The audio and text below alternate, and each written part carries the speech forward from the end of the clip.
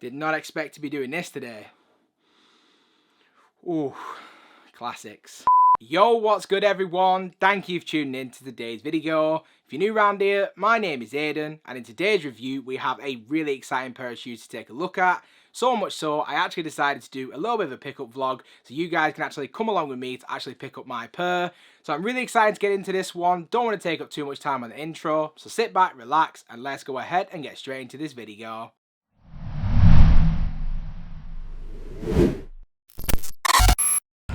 Yo, what's good my people? Apologies for the windy weather. We're up here in the north. Today's collection day. We are going to Size in Liverpool to pick up the Air Jordan 1 Lost and Founds.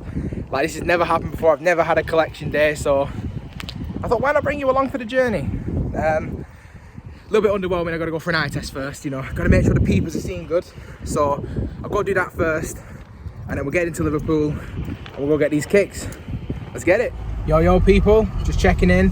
Finally on the road to Liverpool to finally go and get these shoes, man. We're a bit delayed. The old man messing us about. It's F1 now. But shout out to the old man for the feature. So yeah, we're on the road.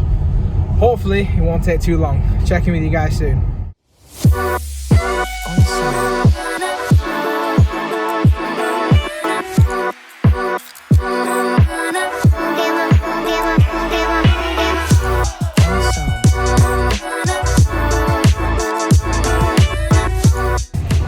So we ran into a bit of a snag. There's flipping roadworks everywhere, flipping traffic everywhere, bombing it down. Typical. We are on the way. Look at the state of that rain. Oy.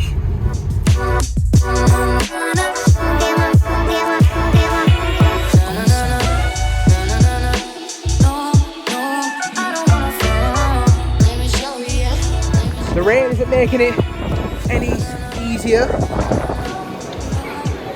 Here we are, approaching the Size. First time I've ever actually been to a Size,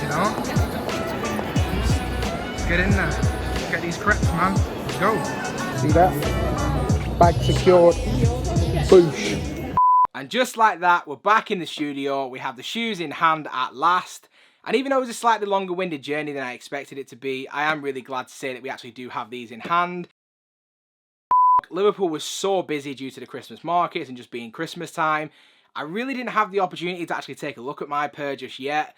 Now, don't get me wrong, they did take the shoes out in the actual shop itself, so I've seen the shoes, but I've not actually taken an up-close look. I wanted to save that for you guys and actually do it on camera. And just like we do before we get into the shoes themselves, we will just kick this off with the packaging. Now, for once, we do actually have an incredible packaging for this shoe. Now, I'm sure you guys have seen it, but I'm going to go over it for those of you that haven't.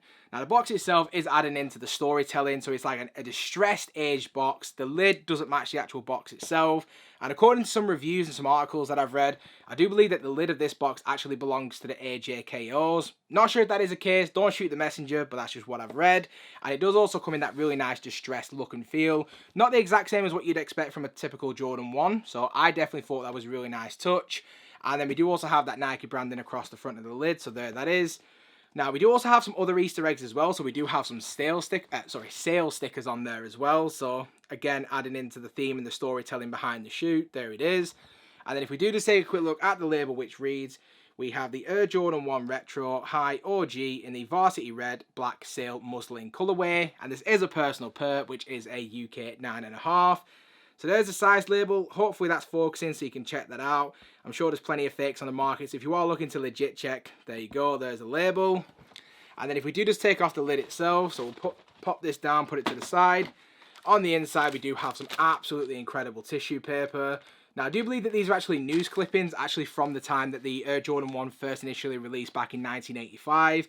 So we've got like Air Jordan Super Sale $29.99. Things like As Seen on TV, the price of it being $59.99, absolutely incredible. And just seeing how like all this ties into the storytelling. If you like me and you love a story behind a shoe, you're going to absolutely love the packaging. I just think it looks absolutely incredible. So hopefully that'll focus so you can see that.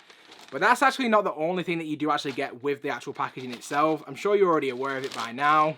But on the inside, we do also have the invoice as well. Now, we'll try and show up a quick, like, close-up picture of the actual invoice itself. So there it is for anybody who wants to see it. I personally absolutely love this detail. The fact that it's like a paper as well, like it feels like a receipt. It feels like what it actually is. Now, it does actually read 30th of August 1986, Air Jordan basketball shoes, paid cash, final sale. So again, absolutely incredible detail there. So there that is. And then underneath that, the reason we're all here we have the Air Jordan 1 Lost and Found. So let's go ahead and get straight into the shoes. So just diving straight into this one, starting out with the upper to begin with. And I think that we can all agree that this shoe requires absolutely no introduction. Featuring that reimagined Chicago colorway, this is definitely up there as one of the most highly anticipated sneaker releases for the entire year. And rightly so in my opinion, especially when you add in this story that this shoe is actually trying to tell.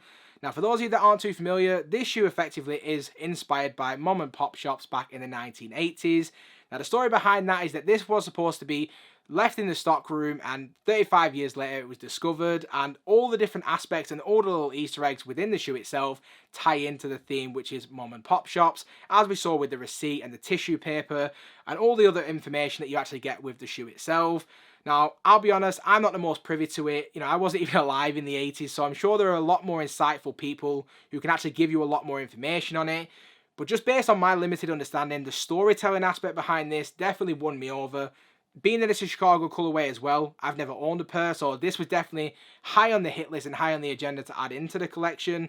But I feel like if you have a great story and a way to market it, this is why this shoe is so highly anticipated. But with all of that said, if we kick this off in terms of the materials from the front of the shoe, and then we'll gradually work our way back. At the base of the shoe, we do have this off-white coloured cracked leather. Now, I will be completely honest, just from first impressions from seeing both of my shoes from the left to the right, the cracked leather on the toe box is actually a little bit different on each of the shoes. I'm not exactly sure what the process is or how they actually get this look, but it does definitely look like they're not able to replicate it exactly the same each and every time. So that could almost give us like a one-of-one look. Maybe you like that, maybe you don't. I personally think that that's actually the best thing, because if they all look the same, it could potentially look a little bit overly manufactured. But just in terms of how my pair looks, it doesn't really pop out. It's really not that definitive on this right pair, but on the left foot, it definitely looks a little bit more distressed. Not so much so that it's an issue or something that's immediately noticeable, but when you get them up close, especially when you're doing the up-close shots, it definitely is just a little bit more visible on one foot or the other. But either which way, I actually think it is a really nice look, and it definitely has like a really smooth texture, which I wasn't expecting. I kind of figured it would have maybe a slightly rougher texture, like a lot of people said with the Amamon. Unfortunately, I didn't cop any of the Amamon. I haven't been that fortunate, but this definitely has like a really nice smooth texture to it, so I personally think it's a really nice look, and absolutely no complaints from me. And then wrapping around the toe box itself, on the overlays, we do have this really nice varsity red coloured genuine leather. Now, as we work our way throughout the rest of the shoe, we do have more of that varsity red leather on the overlays, including on the eye stays as well. And as we then work our way into the quarter midfoot panel, just like what we saw with the toe box, we do have more of that off-white coloured cracked leather. Stitched on top of this, we then have this black leather Nike swoosh on both the lateral and medial sides. And as we then work our way onto the ankle collar from there, again, we do have some more of that age detailing. This time it's been done using this black leather material, and I would definitely say that it's a little bit more of a rougher texture than the other cracked leather on the shoe, but again, it's absolutely no issue for me. And then featured on the lateral side of the shoe, we do have that black embossed Air Jordan Wings logo. Has a really nice matte finish to it, almost like pops off the shoe, so definitely a big fan of how that looks. And as we then work our way onto the heel, like we've seen on the rest of the overlays, wrapping around the heel of the shoe itself, we do have more of that varsity red genuine leather. Now, being that it's on the heel, it is a little bit more firmer than the other overlays, so not something that's an issue for me, but definitely is something to bear in mind. And then when it does come to the lacing options for these, you do actually get two sets of laces, which both come in the shoe to begin with. Now, you do get the white laces as well with the black laces. And I do know that 90% of people are going to just immediately go with the black laces, and that probably is going to be the best look. But there is something about the white laces that's calling out to me, so I very well might try the white laces to begin with. If I don't like it, I can always swap it out. It is always good to have both, but I guess it just comes down to preference. And then the laces themselves do sit atop this really nice sail or aged tongue. I'm not really quite sure how to describe it. It just has, again, more of that pre-aged look to it. At the top of the tongue, we then have the red tongue tag with the white Nike Air branding. But as we then work our way onto the inside of the shoe, we do have this really nicely padded black sock liner. To me, it feels a little bit softer than some of the other Jordan 1s that I've picked up over the years, so that again is a massive plus for this one. And as we do work our way even further inside the shoe, we do have a mostly all white insole featuring again that red Nike Air branding. And then just to close that in terms of the details, as we then work our way down to the midsole, we just have your pretty standard Air Jordan 1 midsole in terms of technology, but it's actually been painted in that really nice sail colour, again adding into that aged look. And as we then work our way onto the outsole, we do have that vintage inspired outsole, done again in that traditional Air Jordan 1 style, but honestly, the vintage look to the outsole, in my opinion, looks absolutely incredible. Now, in terms of the overall sizing for these, I personally went a half size up. I used to always go true to size, and I used to find that this area in particular used to rub my feet somewhat fierce. So in the end, I ended up selling all of my pairs that were a size 9, and it wasn't until I got a Jordan 1 low in a size 9.5, which was also a Chicago colorway, or a Bulls colorway even, that I decided that, you know what, 9.5 is probably the overall better fit for me. It just feels a lot more comfortable. Yes, there is a little bit of extra room in the toe box, which some people may not care for. Not really a big issue for me as a wide footer. But overall, I definitely would say that if you are a wide footer like me, going a half size up, you really can't go wrong. If you do like that narrow fit, or if you have narrow feet, going true to size should be absolutely fine. But again, it really just comes down to preference. So if you've ever owned a pair of Jordan 1s before, just go with whatever size you would typically wear in them. And then outside of that, we've covered everything that you need to know from materials through to sizing. So if we now just go ahead and just wrap up this video. So just to wrap up this video so you guys can get out of here, in terms of my overall opinion on the shoe itself, to give these a rating, I'm going to say these are a really strong 9 out of 10. From the packaging, to the backstory, to the presentation, and then the shoe itself, just in terms of how it's made. My pair had no issues with mold, like a lot of people's have been doing. No issues with QC. Everything about my pair is absolutely immaculate. No glue stains, no loose stitching. They absolutely knocked it out of the park with this. Maybe I just got really fortunate or really lucky, but I just think everything about this shoe is absolutely incredible. Now, I'm by no means a Jordan 1 collector, and I'm sure there will be some Jordan 1 collectors out there that weren't able to get these, which is really unfortunate. But I will definitely say that having these in the collection, it is going to be really cherished.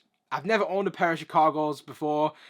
This is the closest I'll probably ever get to them, so definitely really glad to say that I've been able to add these into the collection. I'd love to get your guys' opinion on it as well, so do let me know all of your thoughts in the comment section down below. Let me know what you think of my rating, give me yours as well, and leave any of your other thoughts again in the comment section down below. And if you have stuck around to this point in the video, as always, I just want to say a massive thank you. If you haven't already, please feel free to smash that subscribe button.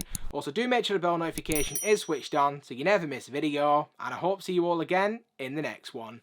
Peace.